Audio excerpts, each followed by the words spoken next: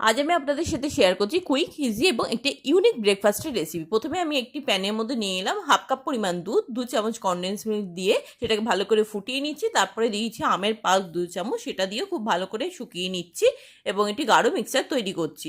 এরপর 3টে ব্রেডের স্লাইসকে রাউন্ড করে কেটে নিচ্ছি। তারপরে সেটাকে একটি প্লেটে সাজিয়ে নিচ্ছি।